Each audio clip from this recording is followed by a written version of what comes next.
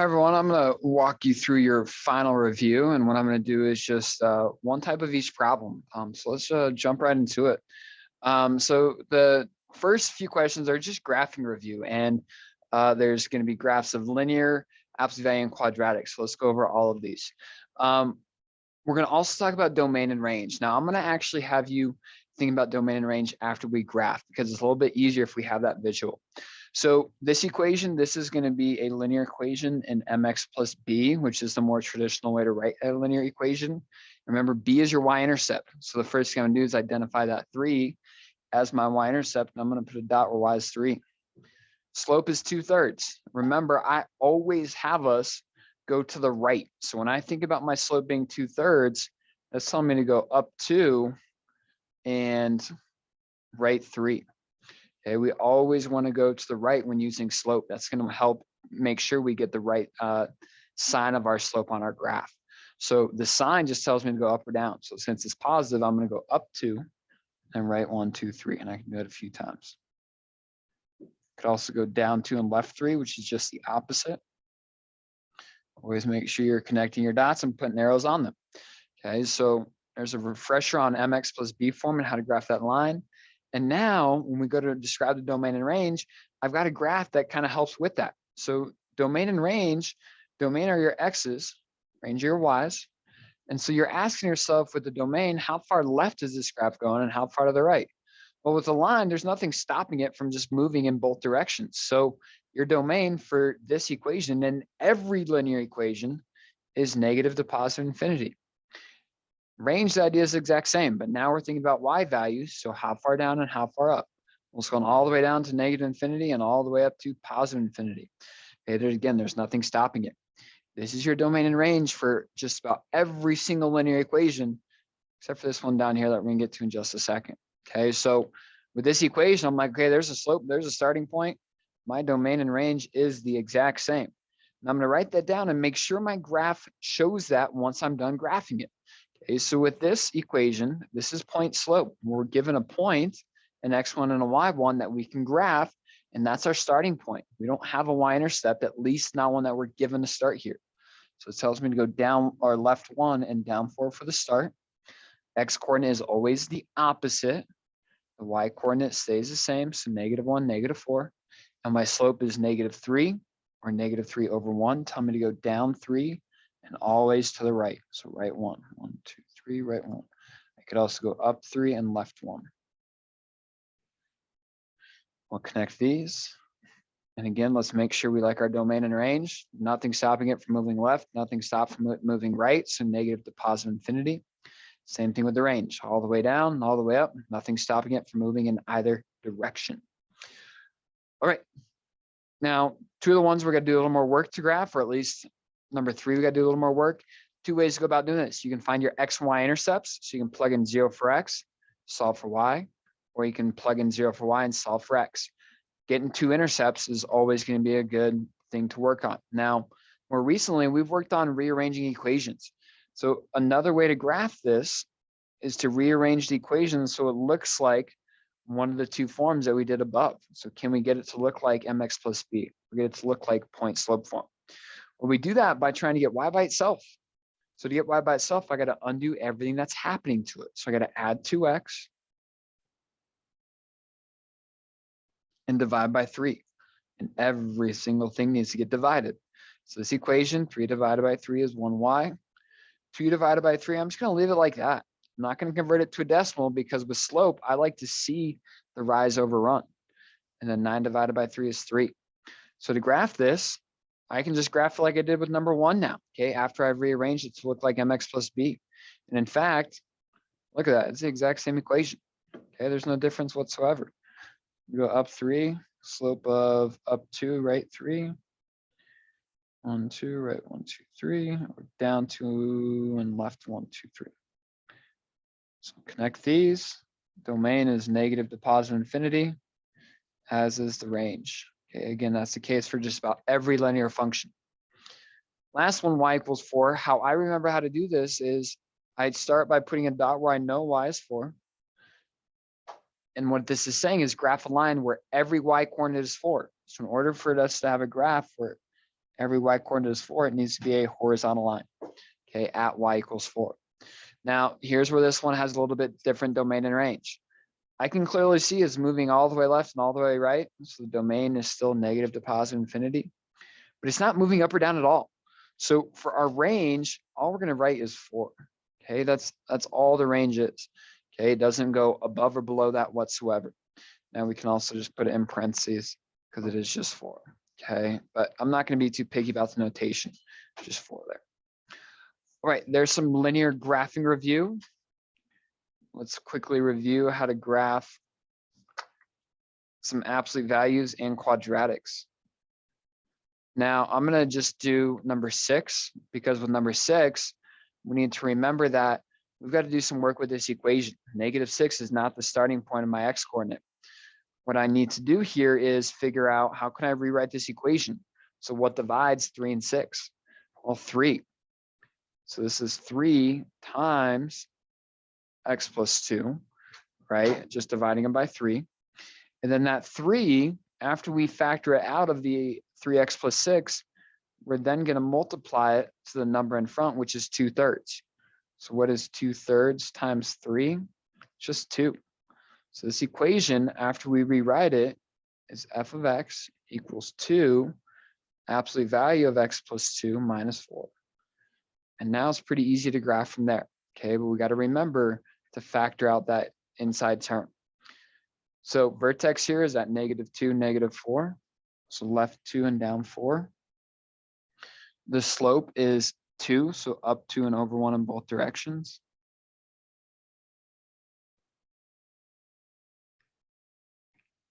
And get our v, something like that. Domain, I can clearly see it's moving all the way left and all the way right. So negative to positive infinity, which is the case for every absolute value graph. And then the range, it doesn't go all the way down to negative infinity, right? This is the lowest point. So my range is from the y coordinate of the vertex, which is -4. I see that in my equation, all the way up to infinity. Since -4 is part of the graph, it needs to have a squared bracket on it. Okay, so -4 to infinity with a squared bracket. Okay, let's keep on going as we have a couple quadratics on that we need to remember how to graph. With 7, that is in standard form, we need to find the vertex. So something you might want to put on your note card as you're preparing for the final is how do you find the vertex? That's -b over 2a. So I'm going to go -4 over 2 times a, which is -2. So -4 divided by -4, which is 1. So the x coordinate of the vertex is 1. The y coordinate I find from plugging 1 back into the equation. So -2 times 1 squared plus 4 times 1 plus 6, or -2 plus 4 plus 6, which is 2 plus 6, which is 8. So what this means is when x is 1, y is 8, which is our vertex. And now I can plot that. So right 1 up 8. And then the a value, that's the same a value that we see in the equation. Okay, it's just the first number we see, or the number in front of the x squared, which is -2. Tells me to go down 2 over 1 in both directions. And then down down 2, but times 3, right? The next set of points, we multiply that a value by 3. So I'm going to go down 6, which is going to get me to 0, and over 1 in both directions.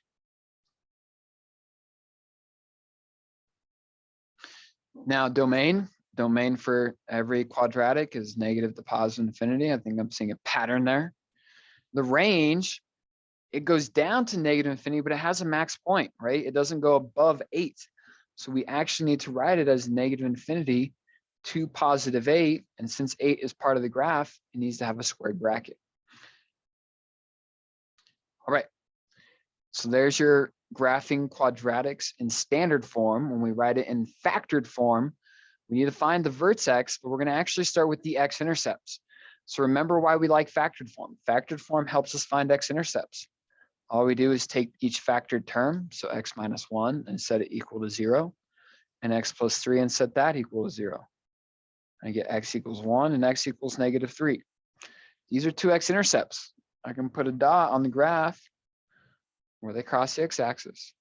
And then the vertex, the x coordinate is right in the middle. So for my vertex, I can eyeball and just say, okay, it's in the middle. If I go n1, that brings me to -2 and 0, and n1 more gets me right to the middle where x is -1. Okay, so your vertex is always the middle. Now you can solve for that by taking the average of your two x-intercepts. So if I were to have done 1 plus -3 and divide it by 2, which is the average of those two, I get -2 divided by 2, which is that same -1 we found by just simply finding the middle. Now, just like over here, once we have x, we can find y by plugging it right back in. So what is h of -1? It's 3 times -1 minus 1, -1 plus 3, which is 3 times -2 times 2, which is -6 times 2, which is -12. Just slightly off the graph, that's okay.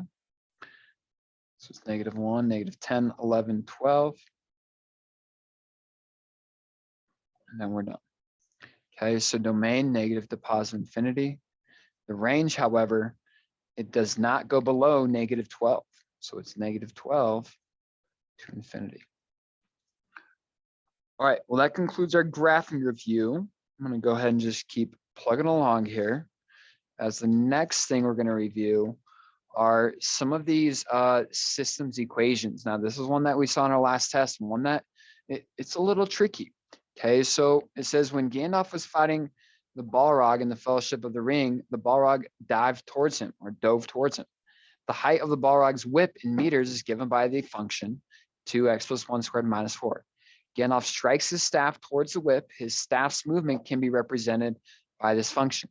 So we're trying to see, will the whip and the staff intersect? Okay, will they collide? Okay, so once we figure out what all that is, the words don't matter anymore. Okay, all I'm worried about are these two equations. So I'm going to write them down away from the work itself. And that way, I'm not confused as to what I need to do with each one. So let's go ahead and graph these, because the graph can tell us what kind of solutions we should get. It's a quadratic, which starts left 1 and down 4. It's got an a value of 2, so I'm going to go up 2 and over 1 in both directions. And then up 6, 1, 2, 3, 4, 5, 6 in both directions. From there, we would have gone up 2 times 5, so up 10, which will take us off the graph. This equation, let's go ahead and solve it for y, because that's actually going to be something we're going to need to do in just a second. Okay, so this is 3y equals 2x plus 10, and then divide by 3, so I get y equals 2/3 x plus 10/3. Now, when I graph this, it's not going to be perfect, okay? It's just going to give me an estimate, because 10/3, that's about 3 1/3. So when I go to graph this, I'm going to go up 1, 2, 3 and a little extra, so 3 1/3. And then I can use my slope from there. Now, when I go up 2, I'm going up 1, 2, it's still kind of in the middle, okay, which is okay. So up 1, 2 and write 1, 2, 3. Let's do that one more time. Up 1, 2 and write 1, 2, 3. So when I graph these, it looks like we have a point of intersection right there. Okay, it looks like it's at 1, 4. Now, I don't know that for sure. We need to find that algebraically. The graph just kind of guides the work that we should get. So what we need to do is we need to set the equations equal to each other. And we're allowed to do that with substitution, as long as we have both equations equal to y. Well, remember, if I have f of x, that's the same thing as y. So I'm going to just rewrite it as y equals. Okay, there's nothing wrong with doing so. And this equation, when vertex form, we actually need to get it into standard form. So we got a little bit of work to do. Okay, so x plus 1 squared is x plus 1 times x plus 1 and minus 4. Well, if I'm doing this, I need to do x plus 1 times x plus 1. I'm going to go ahead and make a box for that. X plus 1, x plus 1 gives me x squared, and 1 times x is 1x. X times 1 is 1x again. 1 times 1 is 1. And so after I combine my like terms here, I get x squared plus 2x plus 1. That replaces the x plus 1 times x plus 1. So this is 2 times x squared plus 2x plus 1 and minus 4. Well, now I need to distribute the 2. So we get y equals 2x squared plus 4x plus 2, and then have that minus 4 at the end. Well, I can combine like terms, 2 minus 4, that's negative 2. So it's 2x squared plus 4x minus 2. And now we have two equations, both of which are simplified and solved for y. And now we're ready to start solving. So I can take this equation and set it equal to this equation as well. So this becomes 2x squared plus 4x minus 2 equals 2/3 x plus 10/3. All right, so now we're on our way to start solving. The first thing that I actually like to take care of here is I don't like the fractions. Okay, I don't think many of us really do. So if I want to undo or get rid of the fractions, we need to think about why is it a fraction? A fraction is nothing more than a division problem, right? This is 2 divided by 3, 10 divided by 3. So I can undo dividing by 3 by multiplying by 3. But every single thing needs to get multiplied. Okay, notice how I'm drawing an arrow to every single term. This makes this 6x squared plus 12x minus 6. By multiplying by 3, that just gets rid of the dividing by 3. So this is just 2x. Okay, you can also think about it as 6 divided by 3. And when you do 6 divided by 3, you get that same 2. Okay, and then plus 30, 10 times 3 is 30, divided by 3 is 10.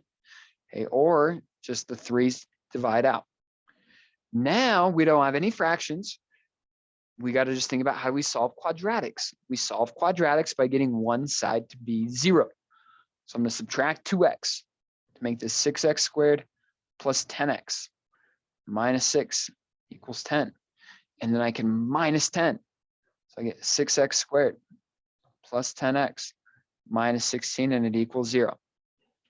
Once we get one side to be 0, we're ready to start using one of our quadratic tools, which is either to factor, and that's always where I would start, and then quad formula if that does not work. So if I'm checking to see if it factors, I'm checking to see if I have two numbers that add to b, which is 10, and multiply to a times c, which is 6 times negative 16, which is negative 96. I could have made this a little bit easier by dividing out a GCF of 2, okay, but I think I'm still going to be able to solve this from here. So now I'm looking for these numbers. Well, multiplies to negative 96 and adds to 10. I take negative 96 and I start dividing it by guesses. Well, I need it to add to 10, so I'm guessing a number bigger than 10. So I might start with 14. It gives me a decimal. I don't like that. No, not 15. What about 16? Ooh, 16 and negative 6. Won't those add to negative 10? They sure will. So it's 16 and negative 6. Now remember what these two numbers really do. These two numbers, what they're doing is they're splitting up this middle term, or the 10x. They can make this equation 16x minus 6x minus 16. And with 4 terms, now we have 4 spots in our box to work on the factoring piece. So that's 6x squared, 16x, negative 6x, and negative 16. And now we got to work on our factoring. Well, we always want to find how do we get this top left box first. Definitely by doing an x times another x. To get 6, I can do 3 and 2 or 6 and 1. I notice that I have a negative 6x down here. So if I put the 6 here, that seems to work out to where I get 6x squared here, and 6x times negative 1 is negative 6x. And then x times 16 is 16x. So now our factoring is all the way completed. All right, so once our factoring's done, we take each factored term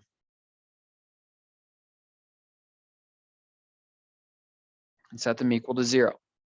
So this is 6x plus 16 equals 0, and x minus 1 equals 0. So that's 6x equals negative 16. After I divide by 6, I get x equals negative 16/6.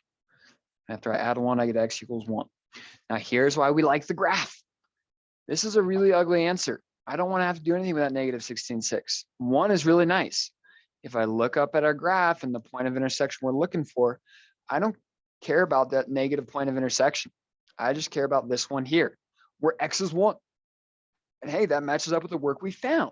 So now we just got to make sure that we get a y value of 4, which we can do by taking 1 and plugging it right back in. And it doesn't matter. You can plug it into either original equation or any of our simplified equations.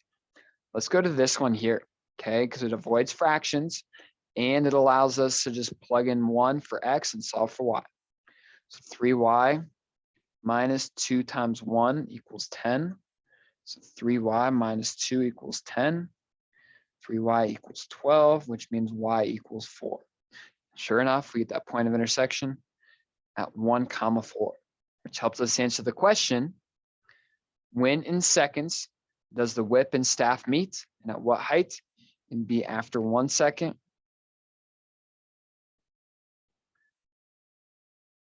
at a height of 4 feet or meters.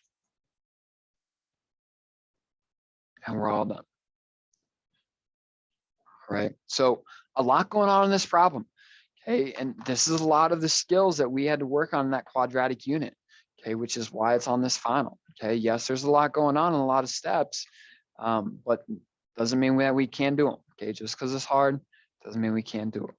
All right, so you have more practice that you get to do with these here. They're not a word problem, okay, but at least the same kind of idea. All right, so make sure you're busting out 10 and 11, might even be a good idea to print this off or rework this problem on a separate sheet of paper. We are not looking at how to do it. Okay, definitely want to make sure you get some practice with those. All right, the rest of these are going to be a little bit quicker, a little bit faster. Okay, so let's go through the last few ideas. The last few ideas are solving quadratics. So when we're solving, or excuse me, not quadratics, absolute values. When we're solving absolute values, our goal is to get all absolute value terms on one side, numbers on the other side. So I might read this out loud because I see 10 plus 6 times x plus 4 plus 5 equals 35 plus x plus 4. There's a lot going on. I'm like, okay, what can I combine? The one thing that we can't do, I can't do 10 plus 6 because that 6 wants to multiply. So I'm not going to do that. Instead, I'm going to add this 10 and that 5 together. Those are numbers by themselves. So this is 6, absolute value of x plus 4 plus 15 equals 35 plus absolute value of x plus 4. Well, I can minus 15 from both sides. If I'm minus 15, I have to minus it from the number, not the absolute values. So it's 6, absolute value of x plus 4 equals 20 plus absolute value of x plus 4. Well, in order for me to get all absolute values on one side, I'm going to need to subtract one of these. So let's subtract the x plus 4 on the right side, which I can combine with the 6 of them. So 6 minus 1 gives us 5. Absolute values of x plus 4 equals 20. And now, to get the absolute value by itself, I cannot distribute into absolute value. So I'm just going to divide by 5. So I get absolute value of x plus 4 equals 4, which is really nice because now, once I get the absolute value equal to a number, I take that absolute value, set it equal to that number, and also to the negative value of that number. So x plus 4 equals 4, and x plus 4 equals negative 4. Gives me x equals 8 after I add 4, and x equals, or excuse me, let's try that again, Mr. Youngren. If I minus 4, 4 minus 4 is 0, not 8. Over here, though, when I minus 4, now I get negative 8. So a little bit ahead of myself. Okay, and in this case, it's not a system, okay? It's just an equation. So the x values are all we're looking for. So keep in mind, most absolute values are going to have 2 answers. The only time they're not is if you get the absolute value of, let's say, x plus 4 equal to a negative number. So if this had worked out to be x plus 4 equals negative 4, that's no solution. Okay, we cannot take the absolute value of negative numbers. So you need to ask yourself, okay, or stop and think about that as you're working, because it'd be really easy to see this and come up with these 2 answers still. If absolute value equals a negative number, it's no solution.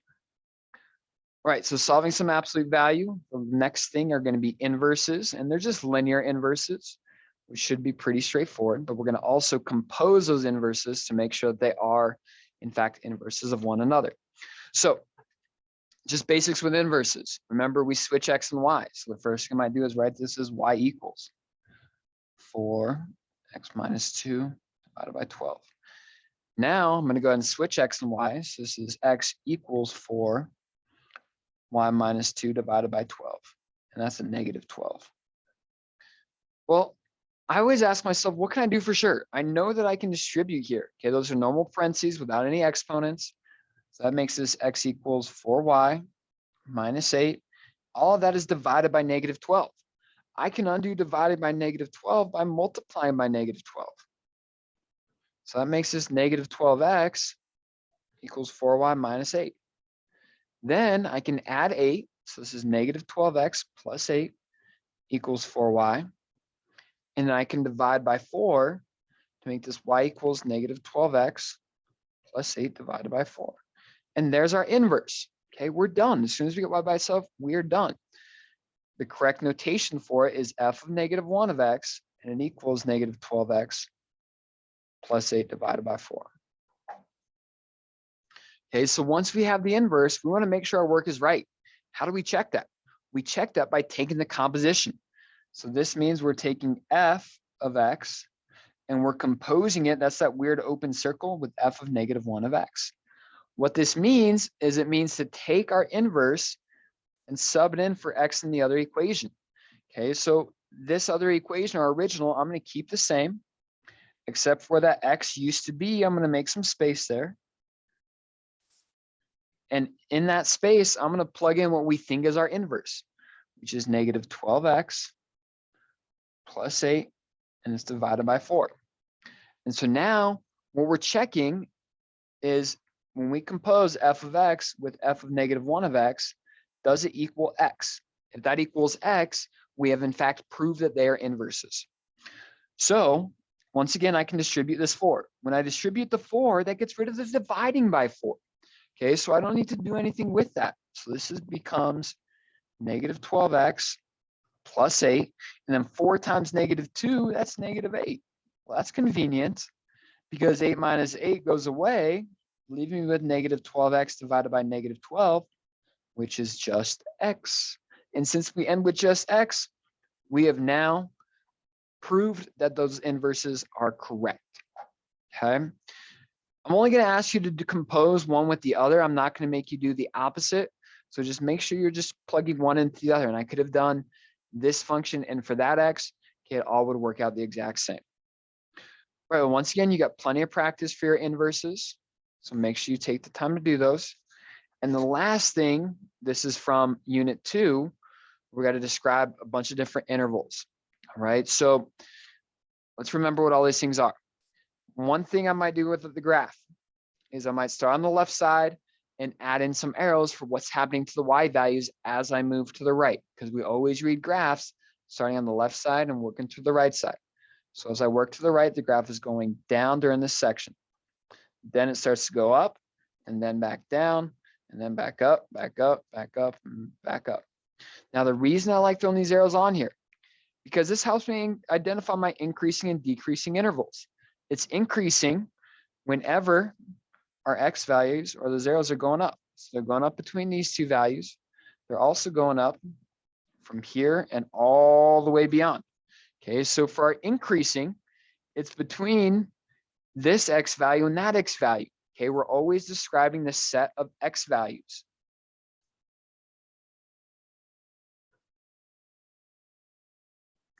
So that set of x values here is between -1 and 0, right? -1 and 0. I don't care about the y's.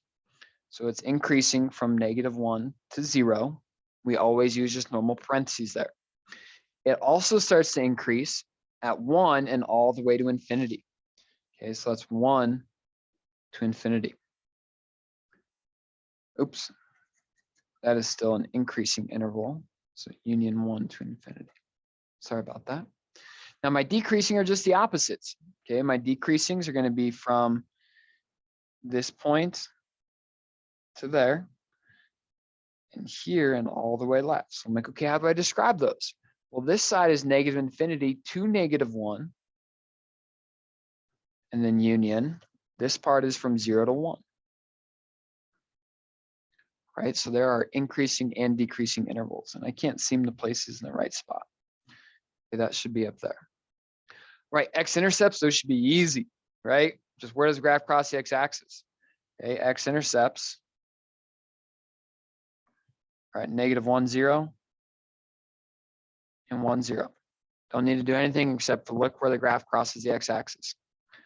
Y-intercept, where's across the y-axis, only at one place, 0, 1. A absolute maximum. Does the graph have a point where it stops all the way up at the top, or does it go to infinity? If it goes to infinity, there isn't one, so it's just NA. Absolute minimum. Okay, is there a point on this graph that it never goes below? The answer is yes, right? It's 0.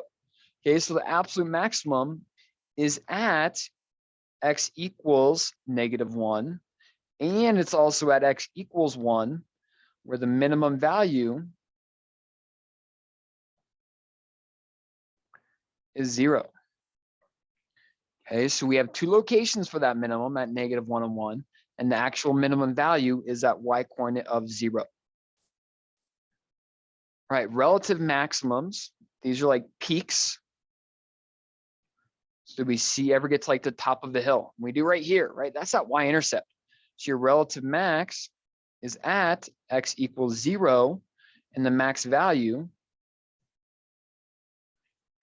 is 1. Okay, the relative minimum are any valleys. Okay, so instead of a peak, do we see any valleys? Well, I see a valley at -1, 0, and 1, 0. So we have them at x equals -1 and x equals 1, just like we did with our absolute minimum. And the min value is 0. All right, last thing is domain and range. Again, just like I described earlier, think about how far left, how far right, how far up, and how far down. Well, domain, there's nothing stopping this graph from working all the way left and all the way right. So it is -infinity to positive infinity. The range, however, we don't go below this, right? We identified that with our absolute minimum. The lowest it goes to is 0, then it's going to go all the way up to infinity. So 0 to infinity. All right, well, you have plenty of practice with these as well. Again, it is a good idea to print this off and do some of these problems more than once. Thank you for watching this video. Make sure you're also doing your answer key and also adding any formulas or anything that you might need to remember onto your note card. Thanks for watching. Good luck studying. And of course, show up to the tutoring time if you need any help. Have a great rest of your day.